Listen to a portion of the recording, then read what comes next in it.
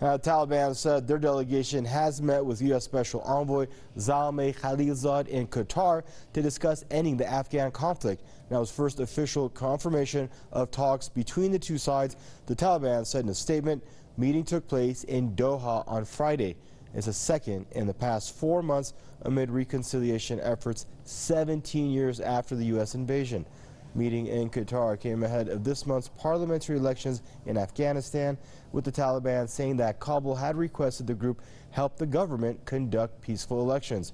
The Taliban have generally insisted on negotiating only with the United States, saying they will not enter talks unless U.S. troops leave the country. A militant group has overtaken several districts in recent months. Now joining us out of Canada is Jason Unruhe, political commentator and analyst. Hello, Jason. Thanks for joining us back on the program. First time around, I mean, it was, not officially confirmed by anyone really, but there were reports that it took place a little while back. I'm very well sure you remember a meeting in Qatar. And at that time, Kabul was hot, that it was not included in those talks.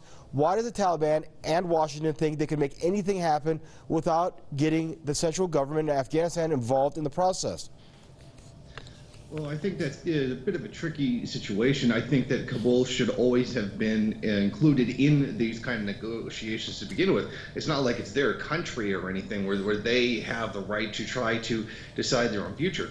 I think that thus far the exclusion of Kabul has certainly sent a message to the Taliban that they're not really interested in letting Afghanistan become self-governing. I mean, that hasn't changed now, but it would certainly send a signal that if you didn't allow the government to talk about or discuss its own peace negotiations, then you're certainly not letting them exercise their own autonomy in this situation to act outside the realm of U.S. imperialist control. And while that hasn't changed, I think they're trying to send that message. I think that this demonstrates that U.S. attempts to have peace negotiations with the Taliban have become a little bit more complicated. I think that we're definitely looking at a situation where the United States cannot actually defeat the Taliban militarily. After all this time, after almost 2 decades of war, it's very clear that the United States cannot actually win.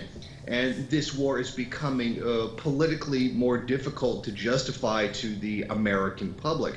So I think that the sudden concession of allowing Kabul to actually engage in its own negotiations is an admission by the United States that they really do want to get out. They want to make these peace negotiations work so they can leave with a positive face, to claim that they had accomplished something.